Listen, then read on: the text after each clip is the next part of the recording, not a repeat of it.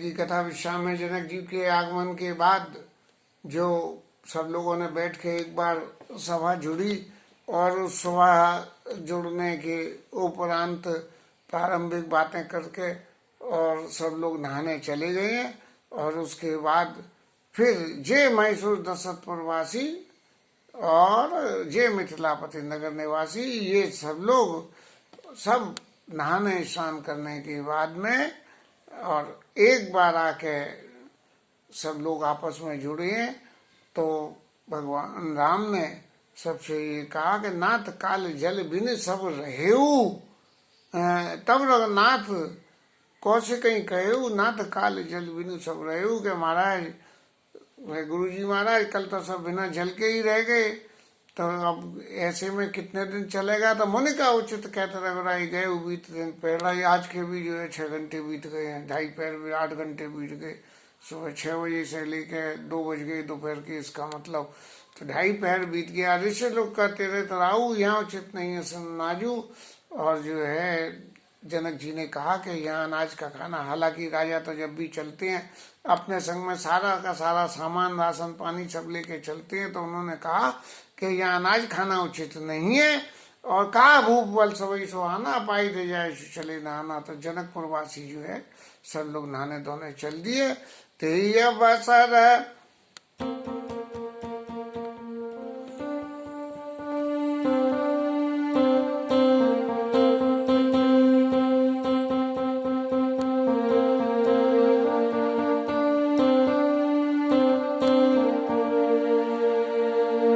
अवसर बल फूल दल मूल अनेक प्रकार लई आए, बनचर विपुल भरी भरी काम द्वार। अब उस वक्त जब ये सब क्रिया गुरु जी की और जनक जी की चली गई, अनाज नहीं खाना है, तो जो वहाँ वन के रहने वाले वनवासी थे वो वनों में पैदा होने वाले सुंदर सुंदर फल फूलों को ले आए हैं। और सब लोग जो है उनके अनुराग को देख देख के लोगों को जबरदस्ती कर करके के महाराज ये खाओ ये खाना, इसका ये गुण है। और ये इस तरह से प्रेस कर रहे कि उनके इस प्रेसिंग को दबाव को देख के लोग वह कहें कि इन लोगों का भाग्य तो देखो कितने ये लोग प्रेमी व्यक्ति हैं। इस वनवासियों के या जंगल में रहने वाले की एक प्रेम का व्यक्तिगत अनुभव मुझे भी था कि पकड़ के समय में बिल्कुल आखिरी वाले दिन, जिस दिन मेरे को वापस आना था, मुझे तो पता नहीं थी, पता तो लगा कोई 1 बजे के आज वापस रात को जाना है। लेकिन जब ये तय हो गया कि ये जाना है तो वो जिसके घर में किसी के घर में रुका हुआ था, तो उस घर की जनानी शाम को जाने के लिए वो जो है खाने के लिए कुछ बना रही थी। तो जब वो बना रही थी तो किसी मर्द ने उससे आके पूछी कि क्या कर रही है। उन्होंने कही सेठ आया हो बाकी ले खाना बना रही हूँ। तो उनकी हाथे तो सही है रखो है कल का। उन्होंने कही नहीं मेहमान आया हो ऐसे ही थोड़ी जो है एक ही चीज बार बार थोड़ी खवाऊंगी। और उसने ऐसी बढ़िया रोटी और उसकी बांकड़े की फली की सब्जी बना के खिलाई कि खूब तो डांट के मैंने रोटी खाई। हालांकि दिन के 12-1 बजे खाना खाया था और जाड़े के दिन थे, तो 5 बजे संध्या को फिर दोबारा मोटी मोटी 3 रोटियां खा के और फिर यात्रा जो है वापसी की शुरू हुई। तो वनवासियों का, गांव देहातों में रहने वाले लोगों का जो स्नेह प्रेम होता है उसकी प्रत्यक्ष अनुभव मुझे अपने जीवन में हुआ। सादर सबका राम गुर पठे बड़े बड़े भार, पूज पितर सुर अतिथि गुरु लगे करन पर हार। राम जी के गुरु जी ने, वशिष्ठ जी महाराज ने सब लोगों को डायरेक्शन दे के और भेज दिया कि भाई इसके यहाँ ये दे आओ, इसके यहाँ दे आओ। बड़े आदमी का फर्ज है कि वो जो है अपने बड़प्पन को रखे। हालांकि करने वाले तो वही वनवासी थे, क्या गुरुजी को ये मालूम था कि जनकपुरवासी क्या खाते हैं क्या नहीं खाते हैं? लेकिन बड़प्पन का मान रखने के लिए अपने सामने सबको जो है बंटवाना, ये भी प्रेम की गिनती में आता है। और सब लोगों ने अपने अपने गुरुओं को, अपने अपने देवताओं को, अपने अपने पितरों का पूजन करके और फलाहार करने लगे। और इस तरह से 4 दिन बीत गए जनकपुर वासियों को आए हुए। 4 दिन बीत गए और सब लोग ऐसे सुखी कि बस कि किसी का ये मन ही नहीं करे कि हम लोग लौट के वापस जो है जनकपुर जाएं।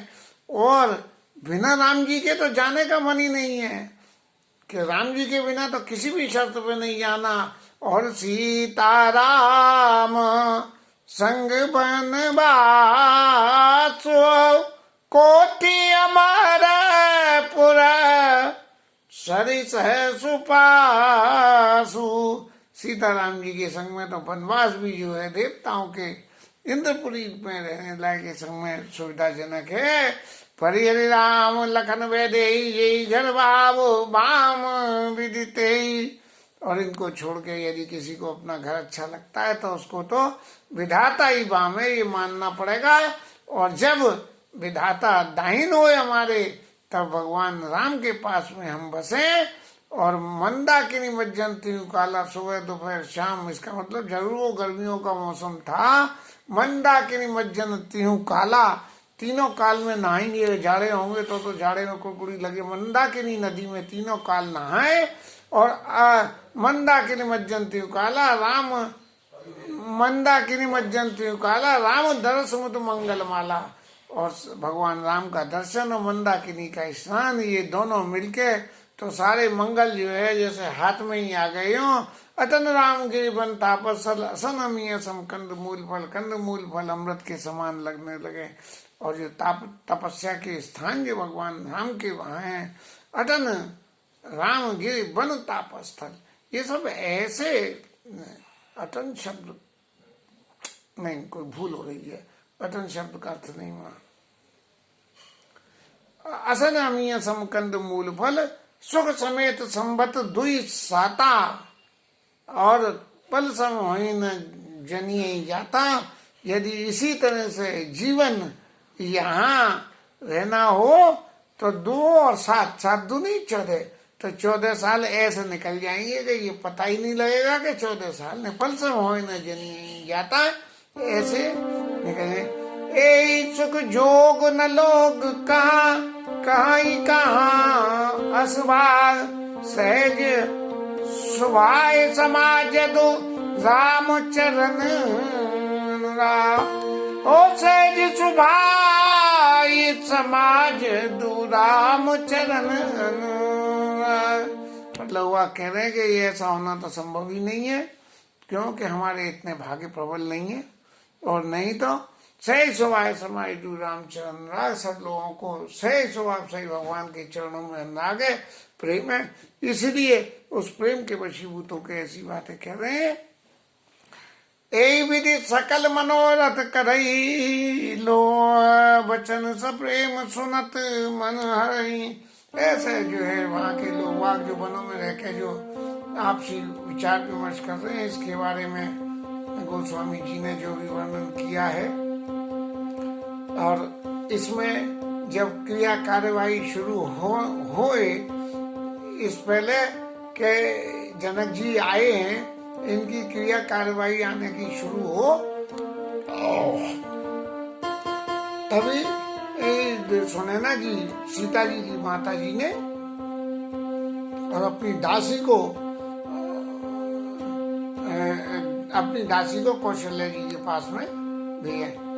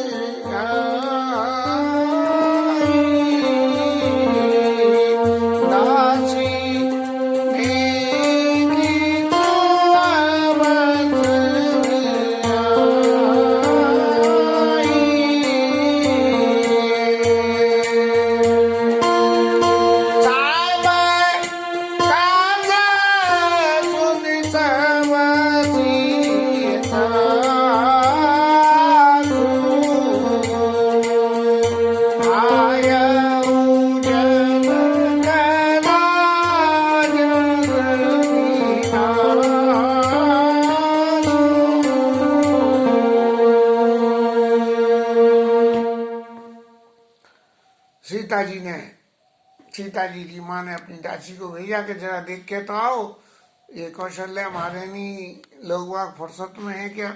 लेकिन वहाँ तो कुछ काम ही नहीं था, सब फुर्सत ही फुर्सत थी। और दासी ने आके बताया कि वो फुर्सत में है। और ये सुन के कि वो लोग फुर्सत में हैं, तो जनक जी के ये है निवास, जिसमें रानी महारानी और उनकी रानी और नौकरानी सब लोग जो है मिलके जो है आए हैं। कौशल्या सादर सन्मानी, आसन दिए समय सम जानी। कौशल्या जी ने सब लोगों का सम्मान किया और समय के अनुसार आसन दिया।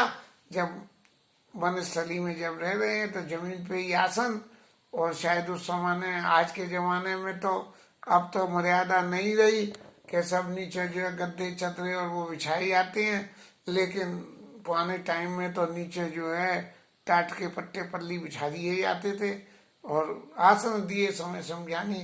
तो शायद ऐसा हो सकता हो कि उस वक्त भी नीचे गद्दे गुद्दे कुछ नहीं लगे हों, सभी टाट के आसन बिछा दिए गए हों। और शील सने सकल दूरा, द्रवई देखी सुन कोलेस कठोरा। दोनों तरफ शील है और स्नेह है।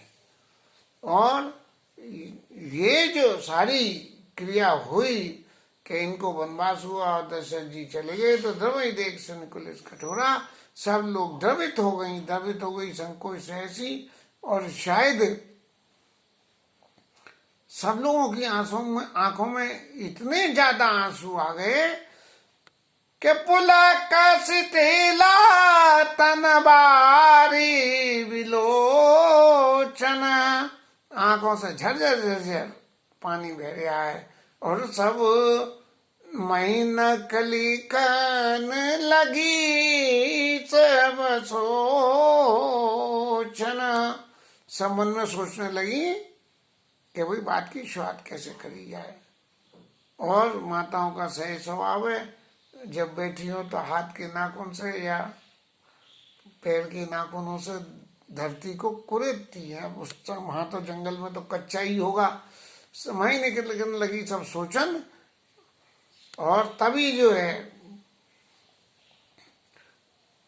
सब सिया राम प्रीत किसी मूरत, जन करुणा बहुवेश विसूरति। सब बिल्कुल सीता जी रामचंद्र जी की प्रीति की मूर्ति है। सबको इतना प्रेम है कि उनको खुद ही प्रीति की परिभाषा दे दी गई। गोस्वामी जी तो जहाँ कहीं भी उदाहरण देते हैं वहाँ एक्सट्रीम उदाहरण दे देते हैं कि खुद जो है दुख को भी दुख लग गया, प्रीति को भी प्रीति आ गई, सुंदरता को भी सुंदर हो गई। ऐसी इनकी परंपरा है। सिय मातु का विधि भूति बाकी, जो पय फेनु पोर पविता की। अब सीता जी की माता जी ने बोलना सबसे पहले शुरू किया, और उन्होंने जब सबसे पहले विधाता को दोष लगाया। कोई कर्म गति जब हमारे हिसाब से न चलती हो तो हम सबसे पहले विधाता को ही दोष लगा देते हैं। तो सुनैना जी ने क्या कहा कि विधाता की भी मति बड़ी विचित्र है, कि जो दूध के झाग को पत्थर फोड़ने की टांकी से फोड़ रहा है दूध का। अरे दूध का झाग तो फूंक से ही उड़ जाता है। ये सीता जी और रामचंद्र जी के जो स्वरूप हैं ये तो दूध के समान कोमल हैं, और इनको भी जो है वनवास दे के और ऐसी लीला कर दी। और विधाता की लीला में क्या क्या दोष है वो कहने सुनिए सुधा, अमृत से सुनाई पड़ता है, दिखाई नहीं पड़ता। और देखिए गरल, और जहर दिखाई पड़ता है। सब करतूत कराल। विधाता की तो सारी क्रिया ही ऐसी है कि अमृत तो कहीं देखने को नहीं मिलता और जिसकी जरूरत नहीं है वो देखने को मिलता है। और जाता है काक उलूक बस, कौए उल्लू देखने को मिल जाते हैं। मानस सुकत मराल, और हंस जो है वो मानसरोवर में मिलते हैं। यहाँ इस पृथ्वी पे यहाँ नहीं मिलते, पहाड़ पे ऊपर जाके मिलते हैं कि हंस का कोई दर्शन नहीं कर सकता। और कौए और उल्लू खूब दिखते हैं। तो सुने ससोच कह देवी सुमिता, विधिगत बड़ी विपरीत विचित्रा। कौशल्या जी तो चुप रही। विधाता की गति कैसे विपरीत है इसका उन्हें तो सब तजुर्बा क्या है कि विधाता ने क्या क्या स्वरूप धारण करके और कैसी कैसी लीला करी। तो वो कह रहे, वो तो चुप रही, लेकिन सुमित्रा पे चुप नहीं रहा गया और बड़ा सोच में भर के सुमित्रा जी कहने लगी कि विधाता की गति तो वास्तव में ही विचित्र है। कैसे कि वो पहले तो कोई चीज बनाता है, पहले संसार की सृजन करा, फिर पालन करा और फिर उसका नाश कर दिया। जो पालई सज हरई बहोरी, और बाल के ली समा विधि महती भोरी। जैसे बच्चा करता है ना अपने खिलौनों को लेके, और कुछ भी बनाएगा, पहले सजाएगा और फिर सबको लौका के उठा के रख देगा। ऐसे ही विधाता भी जो है सृष्टि का सृजन करता है, पालन करता है और फिर बिगाड़ देता है। कौशल्या का दोष न काऊ, करम विवास दुख सुख क्षति लाऊ। लेकिन कौशल्या जी ने कब जन्म मिटे ही नहीं, ज्ञाना वाली स्थिति है कि मेरा ज्ञान कभी भी मिटे नहीं। ऐसी परिस्थिति में जो है कौशल्या जी ने बड़ी नीति सम्मत बात कही कि ये किसी का कुछ नहीं है, न विधाता का दोष है न कुछ है। कर्म विवश दुख सुख, कौशल्या के दोष न काऊ। कर्म के वशीभूत होके सब लोगों को दुख और सुख झेलना पड़ता है, इसमें विधाता का लेश मात्र भी कोई आशंका नहीं है। कठिन कर्मगति जान विधाता, जो शुभ अशुभ सकल फल दाता।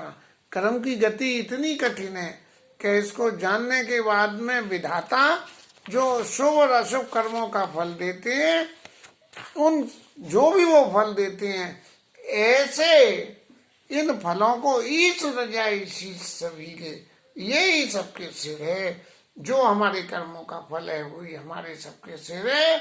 और उसमें उत्पत्ति तितले विषो अमी के, विषो चाहे अमृत हो, उत्पत्ति हो चाहे जो है नाश हो, कोई भी काम हो, ये सब हमारे कर्मों का ही फल होता है। लेकिन हम फिर भी देह विमोह बस सोचिए बादी, ये हमारा मोह है। और हम अपने मोह के वशीभूत होके और ये सब सोचते हैं कि विधाता का दोष है, लेकिन विधाता का दोष कुछ भी नहीं है, सब हमारे कर्मों का फल है। विधि प्रपंच अचल अनादि, विधाता का ये जो काम करने का तरीका है जी अचल है, पहले भी था, अब भी और आगे भी रहेगा। भूपति जी अब मरण और आनी,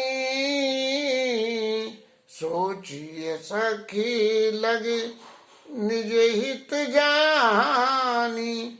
राजा का मरना हम अपने व्यक्तिगत जीवन की हानि को मान के हम लोग सोच कर रहे हैं, और इतना कौशल्या जी ने कहा।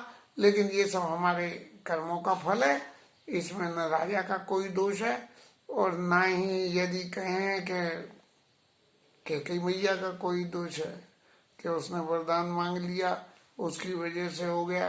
संसारिक रूप से तो सब यही कहते कि कैकेयी के दोष से हुआ, रामायण के प्रसंग में भी सब लोग कह रहे हैं।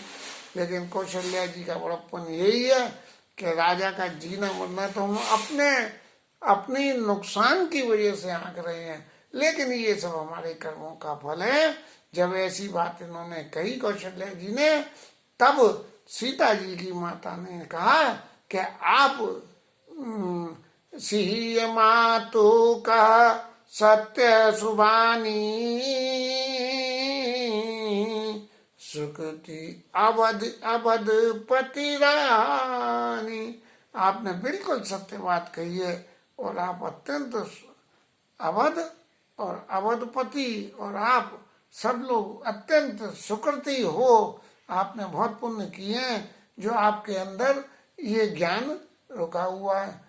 लखन राम सिय जाऊं वन बल परिणाम न पोष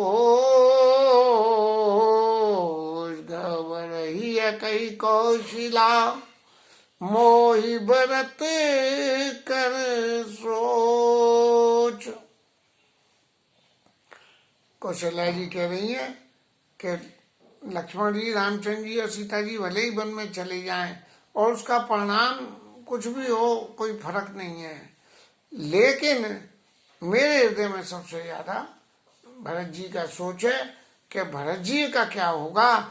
भरत जी इतने स्नेही और प्रेमी हैं कि उनके प्रेम में जो खलल पड़ेगा उसका परिणाम क्या होगा, इसकी किसी को कल्पना नहीं है।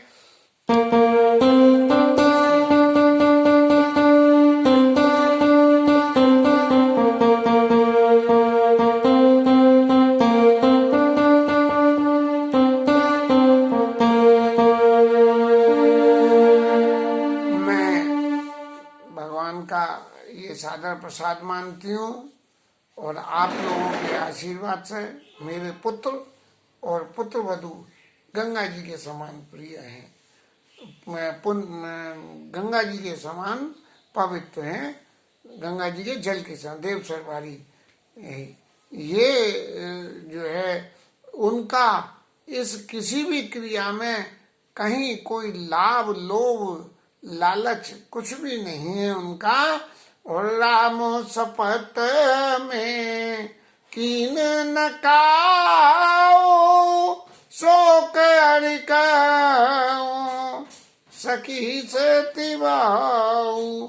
मैंने आज तक जो राम जी की सौगंध खा के कोई बात नहीं कही है, लेकिन आज मैं ये कहती हूँ, भरतशील गुना विनय बड़ाई भाई अप भगति भरोस बनाई।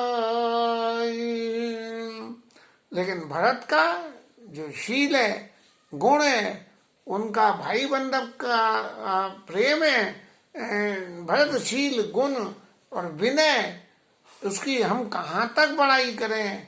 उनकी भाइयों के प्रति भक्ति, उनका भरोसा और उनका भलापन कहते सारदों कर्मति हिचे सागर सीप की जाए नीचे इतना अत्यंत है कि यदि सरस्वती मैया भी उनके गुणों के इन गुणों का बखान करना चाहे तो भी बखान नहीं कर सकती। वो बिल्कुल ऐसे होगा जैसे सागर के जल को खलाने के लिए कोई चुल्लुओं से भर भर के फेंके, सागर सीप की जाएंगे जाने उसदा भरत कुल दीपा बार बार मोई कहू मही पा।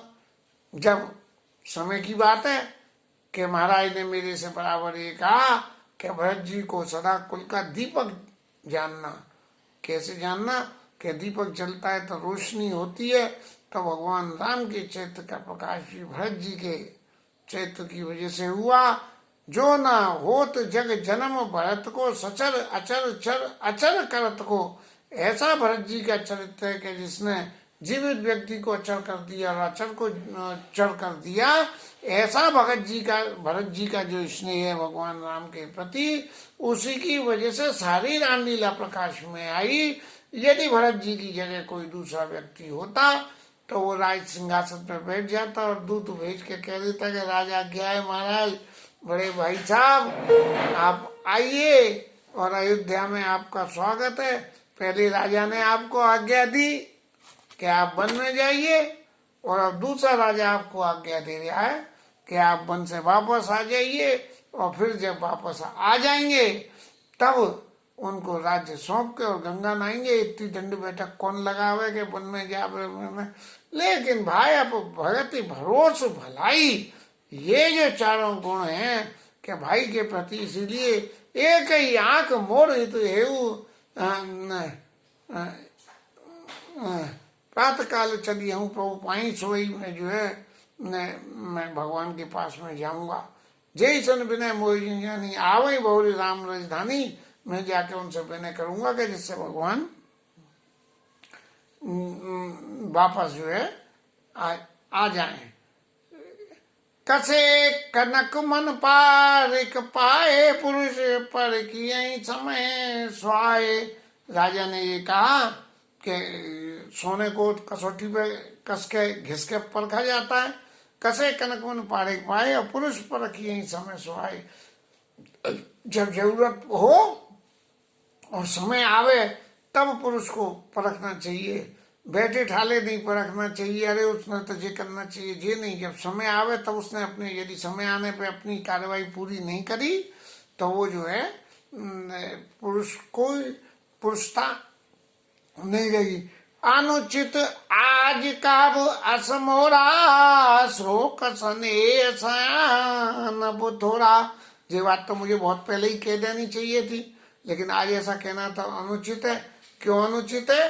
क्यों कि आज जो इतना शोक जब फैला हुआ है तब हम उनकी बड़ाई कर रहे हैं। अरे पहले से ही उनकी बड़ाई करके अगर कौशल्या ये कहती कि कैकेयी तुम अपने चित्त में ये तो समझो कि ये जो तुमने सोच रखा है ये काम कभी नहीं होगा, और भरत जी को तुम नहीं जानती हो, महाराज ने मुझे बताया है ये सबरी बातों को यदि जब भी करती तो ये ऐसा कुछ नहीं होता। शोक सने सयान अब थोड़ा, तो इसमें सब हमारी सयानता सबरी खत्म हो गई है शोक की वजह से।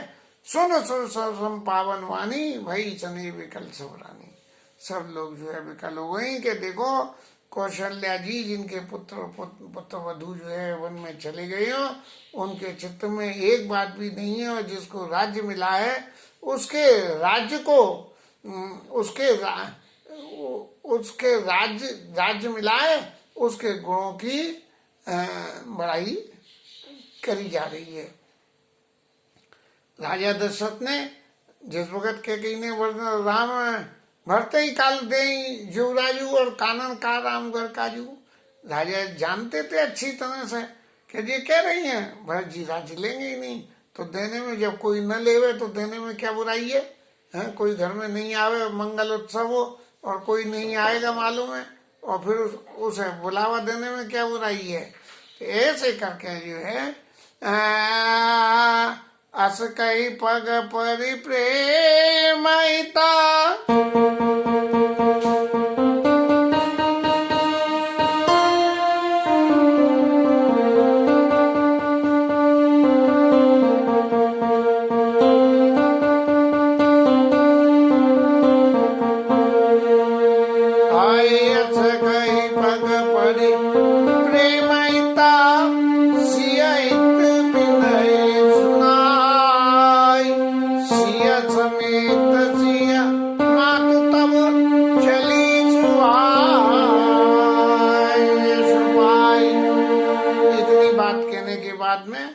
सुनैना जी और ये प्रार्थना करके के वन में आए हैं।